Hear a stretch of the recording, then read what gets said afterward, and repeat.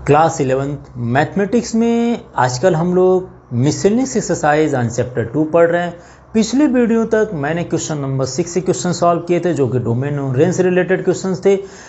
इस वीडियो में हम बाकी क्वेश्चंस को सॉल्व करेंगे जो question number 7 and more than जो भी क्वेश्चंस आएंगे। तो चलिए देखते हैं। सबसे पहले क्वेश्चन नंबर 7 देखते हैं। देखिए एक बात बता देता हूँ, क्वेश्चन नंबर 7 इस 2020 एंड 21 के सिलेबस अकॉर्डिंग डिलीटेड किया गया। ये टॉपिक आपका डिलीटेड है किसमें, जो कि रेशनल फंक्शन का addition, subtraction, multiplication and division जो आपके पार्ट है वो डिलीटेड है। तो इस बार जो क्लास 11th में ये टॉपिक से क्वेश्चंस आपके नहीं पूछे जाएंगे। ईयरली एग्जामिनेशन की बात कर रहे हैं तो ये आपके 2020 एंड 21 के लिए ये आपका टॉपिक नहीं है। फिर भी हम इसको बता दे रहे हैं ताकि जानकारी होना चाहिए, ठीक है ना। और क्योंकि ये 12th क्लास में फिर जरूरत पड़ जाएगी तो वहाँ प्रॉब्लम आ जाती है। तो जानकारी के लिए आप इसको देख लीजिएगा। Here F and G are two function है जिसका domain real point and codomain भी रियल पॉइंट है। को डोमेन की बात कर रहा हूँ, रियल रेंज की बात नहीं कर रहा, ठीक है ना। And be defined respectively by F X is equal to X plus 1 and G X is equal to 2x minus 3। ये दो फंक्शन आपको दिया गया। आपसे F plus G, F minus G और एफ अपॉन जी पूछा है। तो ये कुछ नहीं करना, इसमें प्रॉपर्टी से अकॉर्डिंग अगर देखा जाए तो यहाँ पर इनको डिवाइड, मल्टीप्लाई और एडिशन में करना। जैसे आपसे पूछा है मतलब वैल्यू आप एफ प्लस जी की वैल्यू बताइए, तो एफ प्लस जी नहीं होता है, इसको आप लिखते हैं F plus G in terms of X. X means F X और जी एक्स को ऐड करने की बात कर रहा है। जैसे एफ प्लस जी पूछा तो एफ प्लस जी क्या है, एफ और जी दो फंक्शन है किसके रिस्पेक्ट में, एक्स के टर्म में। किसके टर्म में है, एक्स के टर्म में, बिकॉज ये जो एफ और जी फंक्शन है वो एक्स वेरिएबल को लेकर बनाया गया है। तो इसका मतलब आप अगर यहाँ एक्स लिखते हैं जिसको कंपोजिशन बोला करते हैं तो उसका मतलब हुआ एफ प्लस जी मीन्स हुआ F X plus G X in terms of X, X में लिखा हुआ फंक्शन का सम। तो F X plus G X कितना है, देखिए एफ एक्स कितना है, एक्स प्लस 1 है और जी एक्स कितना है 2x माइनस 3 है। तो दोनों को ऐड कर लीजिए, x एंड 2x कितना होगा 3x, 1 एंड माइनस 3 कितना होगा -2, कंप्लीट हो गया। तो f plus G in terms of x is equal to 3x minus 2 आया और यही f प्लस जी भी है, ठीक है ना। अगला जैसे पूछा है क्या, f माइनस जी पूछा है। तो f माइनस जी मीन्स क्या करेंगे आप, f माइनस जी फंक्शन को x के टर्म वाला लिखेंगे और इसको कैसे लिखा करते हैं, इसको लिखते हैं एफ एक्स माइनस जी एक्स। और वैसे ही आप कर लीजिए x प्लस 1 को 2x माइनस 3 के साथ सब्ट्रैक्ट कर लीजिएगा तो यह आ जाएगा x plus 1 minus 2x N plus 3 which is equal to minus X N plus 4। और ऐसे में डिवीजन की बात कर रहे हैं तो डिवीजन भी कर लीजिए। डिवीजन क्या कर रहा है, एफ अपॉन जी की बात कर रहा है। तो एफ अपॉन जी मीन्स एफ एक्स अपॉन जी एक्स दोनों फंक्शन को डिवाइड करना है। और डिवाइड कैसे करेंगे, x plus 1 upon 2x minus 3। अब वो क्लास 10th वाला थोड़ी डिवीजन करना, हमें तो बस लिखना है कि इस तरह से फंक्शन को लिखा जाता तो उसका मतलब क्या हुआ। इसका मतलब है कि जो दोनों फंक्शन दिया गया उसको डिवाइड फॉर्म में लिख दीजिए। और f प्लस जी दिया है तो इसका मतलब क्या है कि अगर फंक्शन x के टर्म में दिया है तो दोनों एफ एक्स और जी एक्स लगाकर दोनों को ऐड कर देंगे, ठीक है। चलिए तो रहा क्वेश्चन नंबर 7 जो कि इजी है बट डिलीटेड टॉपिक के अकॉर्डिंग है, मतलब इस साल के सिलेबस में नहीं आएगा, फिर भी इसको जानकारी के लिए याद रखिएगा। अगला लेकर चलते हैं f is equal to question number 8, f is equal to 1 1 2 3 0 minus 1 and minus 3 be a function from integer to integer z to z है and defined by F X is equal to A x plus B है। Then a और b की value पूछा है। तो देखिए simple है, ये तो आपको एक फंक्शन दिया है जिसमें x की वैल्यू अगर 1 पुट करते हैं तो fx कितना मिलता है 1 मिलता है। अगर x की वैल्यू यहाँ 2 पुट करेंगे तो fx कितना आएगा 3। f की वैल्यू अगर आप x की वैल्यू 0 पुट करते हैं तो fx कितना आएगा -1। तो यहाँ दिया है x और fx की वैल्यू दे दी गई है, यहाँ पर आपको a और b निकालना। तो कैसे निकालेंगे इसको, सोल्यूशन लेकर चलते हैं। सोल्यूशन नंबर 8 की बात करते हैं। देखिए आपके पास सबसे पहले मान लीजिए हमने कैलकुलेशन इजी करने के लिए 0 और -1 को ले लिए। किस पर ले लिए, 0 और -1। 0 -1 का मतलब क्या हुआ, x की वैल्यू 0 है और fx की वैल्यू -1 है। इसका मतलब अगर आपके पास function fx is equal to A x plus b दे दिया है तो आप fx के प्लेस पर -1 पुट कर लीजिए और x के प्लेस पर 0। यहाँ से आपको क्या मिल जाएगा, -1 is equal to B, therefore b is equal to -1। यही होता है हमेशा। और दूसरा जैसे b निकाल ली, अब जैसे 1 1 दे दिया तो इसका मतलब अगर 1 1 ले लीजिए, 2 3 किसी भी पॉइंट पर ले लीजिए। मान लो मैंने 1 1 ले लिया, 1 1 का मतलब क्या हुआ, x की वैल्यू यहाँ पर 1 दे दी गई और fx की वैल्यू भी 1 दी गई है। तो आप इसी फंक्शन में इसी फंक्शन में fx के प्लेस पर 1 पुट कर दीजिए, यहाँ पुट कीजिए 1, तो 1 is equal to a, x के प्लेस पर 1 यहाँ पुट करिए तो कितना आएगा a इंटू 1 प्लस बी, तो यहाँ से मिल जाएगा 1 इंटू ए, और b की वैल्यू अभी आपने निकाले, कितना निकाले -1, तो यहाँ से a की वैल्यू कितनी मिल जाएगी 1 + 1 विच इज इक्वल टू 2, तो यह a की वैल्यू आ जाएगी, वो b की वैल्यू आ जाएगी। आप चाहे तो 1 1 ले लिए, आप चाहे तो -1 -3 ले लीजिए, बात तो एक ही आंसर है, हमेशा वैल्यू यही आएगी। जैसे -1 -3 लेंगे तो x की वैल्यू -1 और fx की वैल्यू -3 पुट कर लीजिएगा, तब भी कैलकुलेट कर लीजिएगा, ठीक है ना। तो ये एकदम इजी क्वेश्चंस थे, कभी कभी 1 नंबर में क्वेश्चंस आ जाते हैं 1 मार्क्स में, तो ये लीनियर इक्वेशंस बनानी थी जो कि इस फंक्शन के बेसिस पर दिया गया है, लीनियर इक्वेशन दिया गया और इसके बेसिस पर आपको a और b की वैल्यू फाइंड करनी थी, ठीक है ना। तो नोट कर लीजिए, चलते हैं अगले क्वेश्चन की तरफ। फिर क्वेश्चन नंबर 9 एंड 10 लिए हैं, तो क्वेश्चन नंबर 9 की बात करते हैं।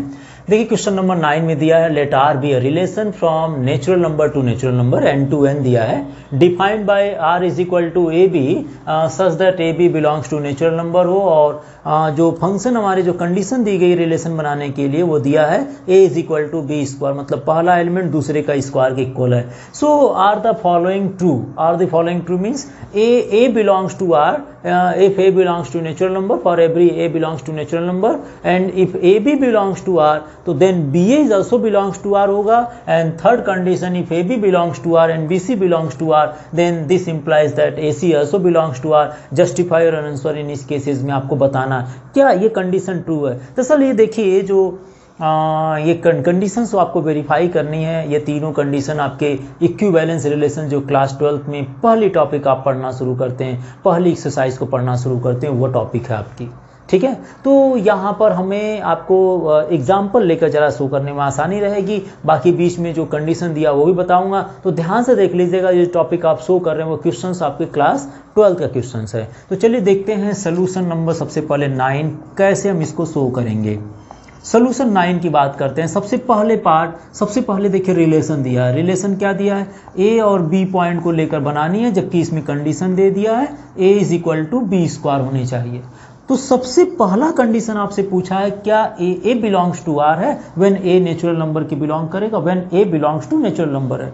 अगर पूछा जाए a बिलोंग्स टू r के लिए, इसका मतलब देखिए ये जो दिया है वह a भी अगर होगा, a और b दो सेट है तो उसको लिखेंगे a is equal to B square, और यहाँ पर कह रहा है अगर a और b ना होकर a और a हो, देखिए इसको जो लिखा है ना उसको ऐसे लिखना चाहिए, A B belongs to are है तो इसका मतलब a is equal to B square, ऐसा रिलेशन दिया गया है। तो मैं अगर a और b न लिखकर a के प्लेस पर a ही लिखूं, तो मैं यहाँ पर अगर लिखूंगा therefore if a belongs to r होगा तो therefore a is equal to a square होगा, therefore a is equal to a square, which is not possible. आप बोलेंगे विच इज नॉट पॉसिबल, क्यों नहीं पॉसिबल भाई, एक नंबर कोई भी नेचुरल नंबर अपने स्क्वायर के इक्वल नहीं होती है, कोई भी नेचुरल नंबर अपनी स्क्वायर के इक्वल नहीं होती है। फॉर एग्जांपल देखिएगा, एग्जांपल समझते चलिएगा इसको, क्योंकि बाद में फिर पढ़ना आपको क्लास 12 में। फॉर एग्जांपल इफ हम लेते हैं, क्या लेते हैं, 1 के सारे नेचुरल नंबर की बात कर रहा हूँ, जैसे मान लीजिए 2 ले लिए,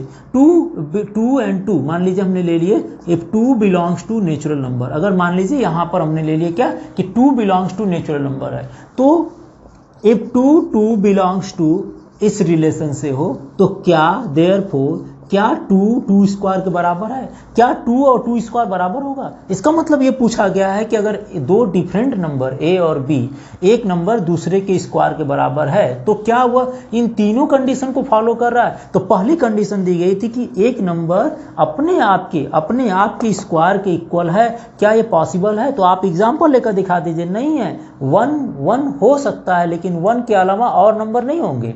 भाई 1 ले लीजिए, नेचुरल नंबर की बात कर रहा है तो 1 से स्टार्ट करेंगे, 1 के अलावा अगर 2 ले लें, 3 ले लें, 4 ले लें, 5 ले लें, तो क्या 5 के स्क्वायर के बराबर है।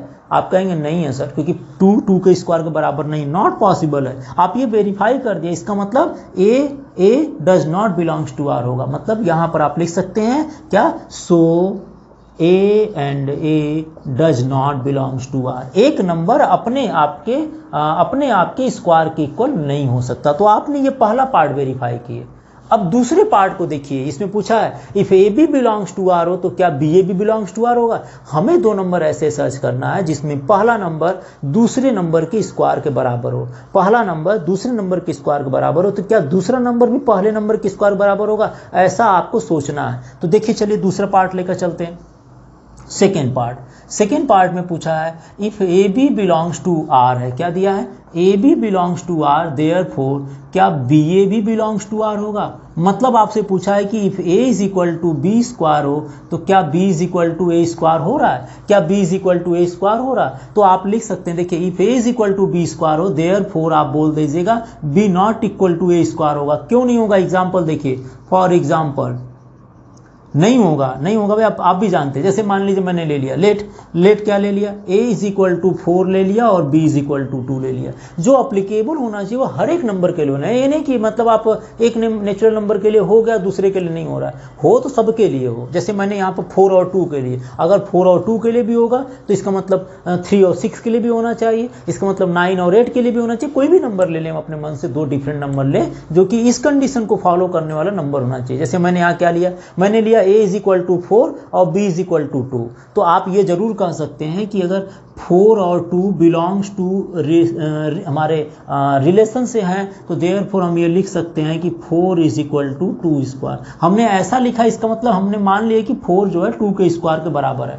भाई 4 तो 2 के स्क्वायर के बराबर है कि नहीं, 2 का स्क्वायर कितना आएगा 4, तो 4 2 के स्क्वायर के बराबर है। लेकिन अगर इसको उल्टा कर दें, देयरफॉर अगर हम इसको कर दें कि 2 और 4 को स्क्वायर कर दें तो क्या आप भी बराबर होगा, therefore 2 does not equal to 4 के स्क्वायर के। मतलब यही कह रहा हूं मैं कि अगर a b के स्क्वायर के बराबर हो तो b a के स्क्वायर के बराबर नहीं होगा। हमने एक एग्जांपल दिखा दिए कि अगर 4 जो है 2 के स्क्वायर के बराबर है तो 2 जो है 4 के स्क्वायर के बराबर नहीं होगा। नहीं हो रहा है ना भाई, देखिए हो रहा है, नहीं हो रहा है। तो आप ये बोल सकते हैं सो यहाँ पर इट इज़ नॉट, इसको बोलते हैं हम लोग वहाँ पर सिमेट्रिक रिलेशन बोलते हैं। तो आपको बस इतना वेरीफाई करना, 2 does not equal to 4 square. So यहाँ पर आपने एक एग्जांपल दिखा दी कि 4 2 बिलोंग्स टू होगा, तो आप ये लिख सकते हैं कि 2 4 जो है does not belongs to are होगा। अगर 4 2 बिलोंग्स टू आर तो 2 4 does not belongs to are होगा इस कंडीशन के अकॉर्डिंग। ठीक है, अब तीसरी कंडीशन ले लेते हैं। तीसरी कंडीशन क्या लेंगे भाई, तीसरी में 3 कंडीशन पूछा है कि अगर A B belongs to R हो, कोई 3 नंबर आपको सोचना है जिसमें पहला दूसरे के स्क्वायर बराबर हो, दूसरा तीसरे के स्क्वायर बराबर हो। तो पहला तीसरे के स्क्वायर बराबर होगा कि नहीं, यहाँ पूछा ना, then A C belongs to are होगा कि नहीं। तो पहले लिख लीजिए, तीसरे पार्ट में हम बात कर रहे हैं कि if A B belongs to are है, इसका मतलब क्या है, इसका मतलब है कि therefore A is equal to B square दिया है और B C belongs to are होगा। अगर B C belongs to are होगा तो बी इज इक्वल टू क्या होगा, सी स्क्वायर होगा। और ए सी बिलोंग्स टू आर होगा तो मैं कह रहा हूँ कि ए सी स्क्वायर के बराबर नहीं होगा, मैं ऐसा कह रहा हूँ। तो आप इसको वेरीफाई कीजिए कि ऐसा हो क्यों नहीं हो रहा भाई।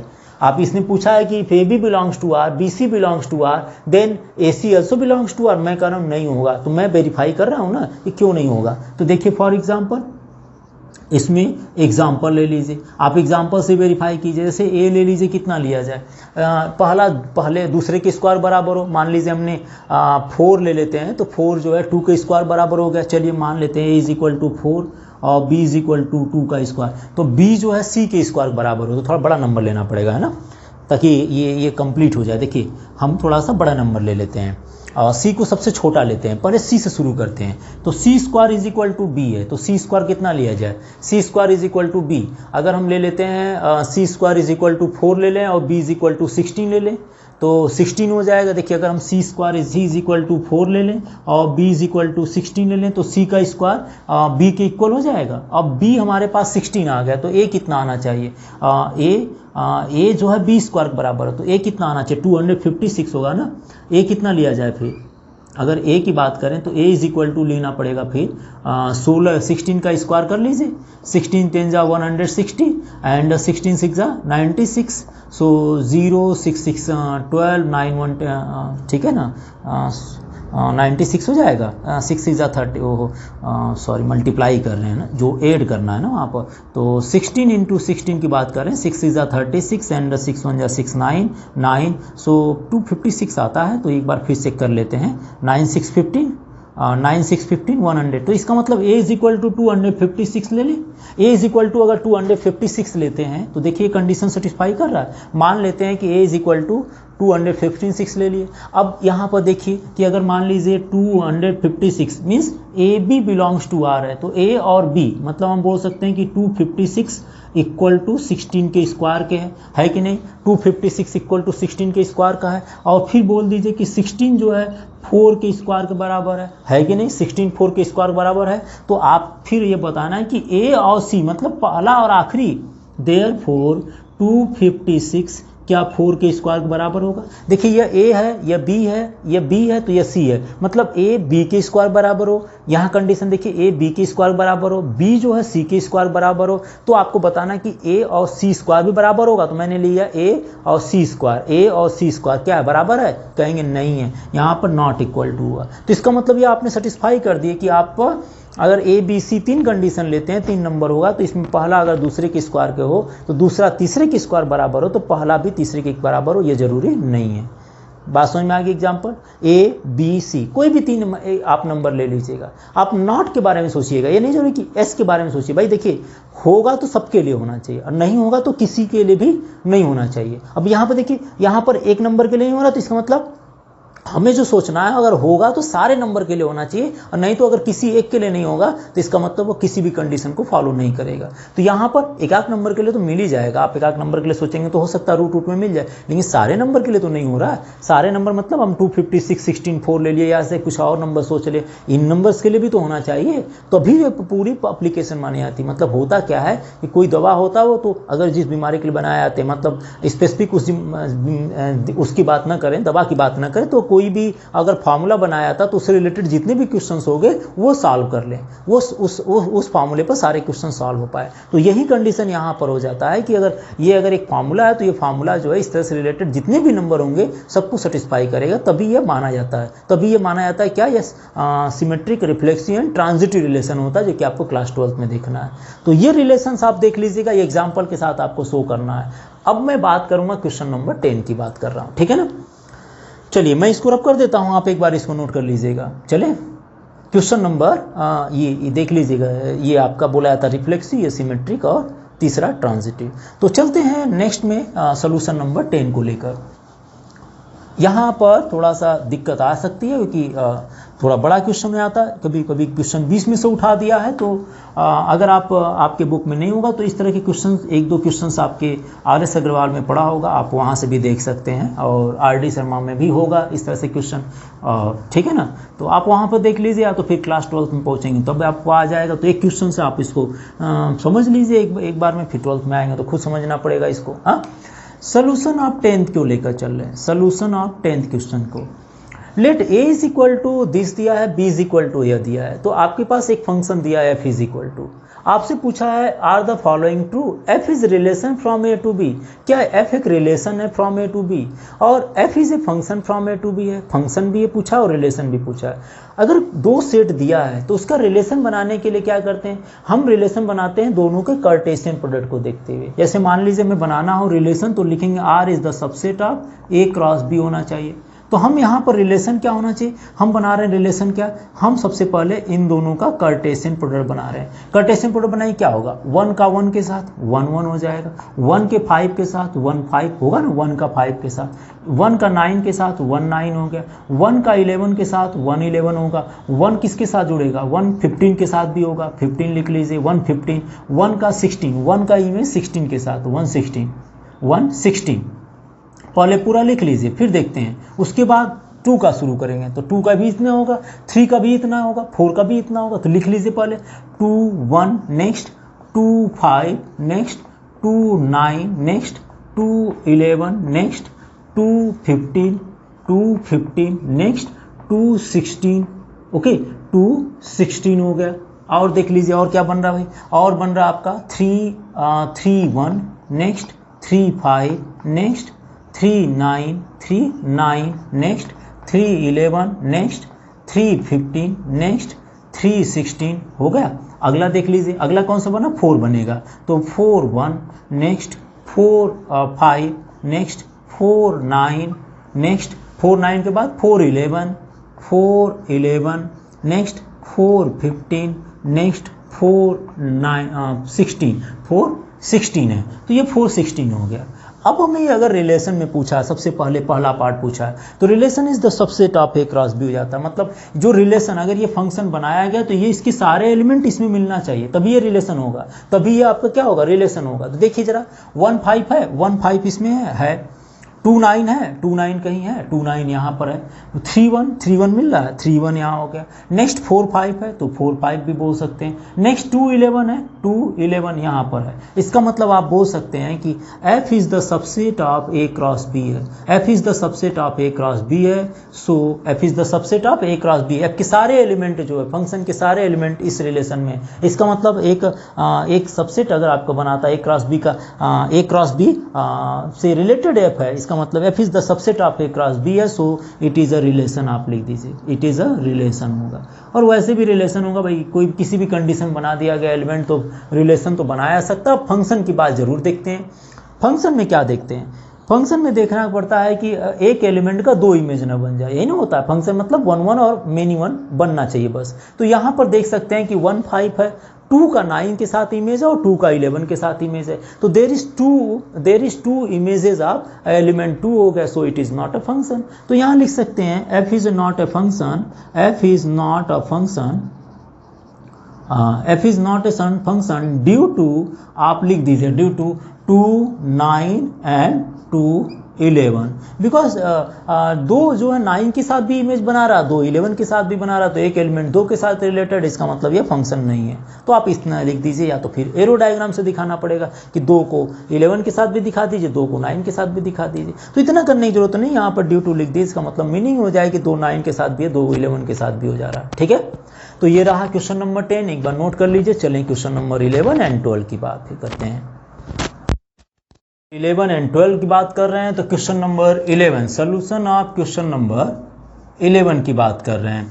इसमें पूछा है let f be the subset of z cross z and defined by f is equal to, जो फंक्शन दिया है वो डिफाइंड है a b and a plus b के बेसिस पर, और where a and b both belongs to integer है। So f is a function from z to Z, justify और आंसर पूछा है। तो चलिए देखते हैं, कुछ एलिमेंट्स से लेकर चलते हैं, जैसे कि ए और बी दोनों इंटीजर है, तो ये ए और बी हम यहाँ पर दो डिफरेंट हम ए और बी मतलब दो डिफरेंट हम इंटीजर्स पुट करते हैं, या ए भी आपका 1 ले लीजिए, जेड भी 1 ले लीजिए। ऐसे केसेस में देखते हैं क्या ये हमारे पास क्या बनाना चाहिए, ये आपके इंटीजर्स सॉरी ये फंक्शन बना रहा है या नहीं बना रहा है, पूछा जस्टिफाई और आंसर एक सबसेट आपका है, ये फंक्शन है या नहीं। तो अगर आप मान लीजिए a इज इक्वल टू, आप डायरेक्ट लिख लीजिए क्या करना लेकर, a इज इक्वल टू मान लीजिए 1 लेते हैं और b भी 1 लेते हैं, तो यह आ जाएगा 1 + 1।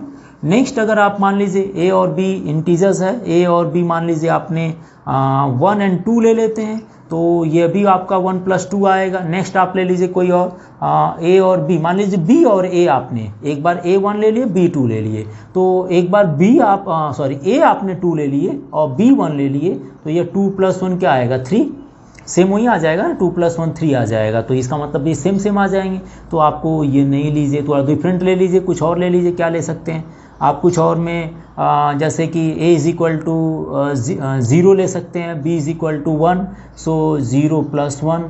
नेक्स्ट में भी आप वहीं करेंगे तो वही मिलेगा। और कुछ लेना चाहें तो लिख सकते हैं a is equal to -1 and b is equal to 0 ले लीजिए, तो बात तो वही हो गई ना, -1 + 0।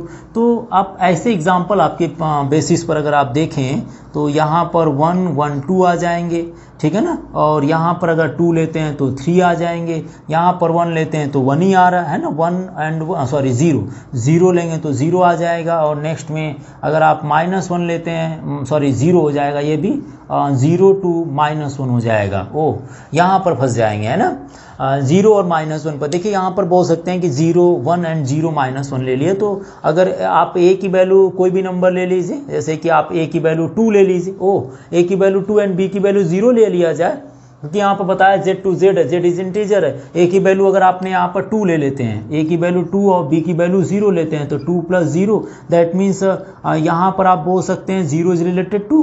तो ऐसे बेसिस पर आप कुछ एग्जाम्पल ऐसे दिखा दीजिएगा। तो यहाँ पर आप देख कर लिख सकते हैं कि it is not a function, है ना, it is not a function. आप ये लिख देंगे तो ये फंक्शन नहीं होगा, क्योंकि आपने ये सब शो कर दिया है कि यहाँ पर अगर ए की वैल्यू 0 ले लिया जाए, ऐसा कुछ लीजिए जिसमें कि एक एलिमेंट का 2 इमेज बन जाए। तो एक एलिमेंट का 2 नहीं बनना चाहिए, बस यही आपको जस्टिफाई और आंसर कर रहा, तो हमने जस्टिफाई कर दिए। इसको दिखाकर आप लिख सकते हैं कि element 0 has more than 1 image. More than 1 image means 1 है, -1 है, 2 है, इस तरह के एलिमेंट के साथ इनका इमेज बन जा रहा, तो इसलिए it is not a function हो गया। ठीक है ना, it is not a function हुआ। ओके, ठीक है, आप एक बार इसको नोट कर लीजिए। आप एग्जाम्पल और भी ले सकते हैं, मैंने तो ऐसा छोटा सा एग्जाम्पल लिया था। तो चलिए एक और लास्ट बात कर लेते हैं, क्वेश्चन नंबर 12 की बात करते हैं। क्वेश्चन नंबर 12, क्वेश्चन नंबर 12 में पूछा है if a is equal to 9, 10, 11, 12 and 13 and f is equal to a to n, मतलब सेट a से लेकर कोडोमेन जो है इसका नेचुरल नंबर है, be defined by the factor by fn is equal to the highest prime factor of n, the range of f पूछा है। Range of f पूछा मतलब a के जो एलिमेंट है वो नेचुरल नंबर, मतलब जो fn होगा वो highest prime factor of n होगा। तो n कैसा होगा, इन सभी नंबर्स का, इन सभी नंबर का जो हाईएस्ट प्राइम फैक्टर आएगा वही उसकी रेंज हो जाएगी। इन सभी नंबर्स का जो हाईएस्ट प्राइम फैक्टर होगा, जैसे 9 की बात करते हैं, 9 का अगर प्राइम फैक्टर करते हैं, प्राइम फैक्टर मतलब आप ले लीजिए जैसे कौन कौन सा, 3 इंटू 3 कर लीजिए, तो हाईएस्ट इसमें कौन सा नंबर मिला, 3 मिलेगा। अगर आप 10 लेते हैं तो 10 में क्या मिलेगा, 2 इंटू 5, दैट मीन्स 5 मिल गया। अगर आप 11 लेते हैं तो 11 को आप 1 प्राइम फैक्टर करना है, इसलिए 11 को 11 ही लिख सकते हैं, इसमें 11 ही मिलेगा। अगर आप 12 लिखते हैं तो 12 को 2 इंटू 3, 2 3 ज़ा 6, 2 ज़ा 12, इसमें क्या मिलेगा, 3, ऑलरेडी आपने 3 लिए ही है। और 13 को आप लिख सकते हैं 13 इंटू प्राइम फैक्टर करना, तो इसलिए आपको 13 को 13 ही लिखना पड़ेगा, इसका मतलब यहाँ पर 13 हो जाएगा। तो रेंज जो है प्राइम फैक्टर पर डिपेंड कर रहा है, जो इन दोनों के बिटवीन जो हाईएस्ट नंबर आएगा, जैसे इसमें दोनों 3 3 है तो 3 ले लीजिए बस, ठीक है ना। इसमें 11 है तो 11 ही होगा, यहाँ पर 3 हो जाएगा और यहाँ पर 13 होगा। तो इनमें हाईएस्ट प्राइम फैक्टर की बात कर रहा है, तो हाईएस्ट में यहाँ पर क्या हो गया, 3, 5, 11 एंड 13। तो यहाँ पर आपका जो रेंज आ जाएगा, जो इन दोनों के इनके फैक्टर्स करने के बाद जो प्राइम नंबर बड़ी आ रही है उसको ले लीजिए, तो वो आ जाएगा 3, 5, 11 एंड 13, क्योंकि एलिमेंट को 2 बार नहीं लिख सकते इसलिए 3, 5, 11 एंड 13 ही मिलेगा आपको। तो यही आपकी रेंज हो जाएगी, बिकॉज वो खुद कह रहा है कि the highest prime factor of n, then find the range. तो n तो आपकी जो होगी ये वैल्यू हो जाएगी, और उसकी जो फैक्टर करेंगे वो fn की वैल्यू होगी, और fn ही रेंज आपको बताएगा। तो ये आपका आंसर हो जाएगा 3, 5, 11, 13। आप एक बार नोट कर लीजिए। अब चलेंगे अगले चैप्टर की तरफ फिर।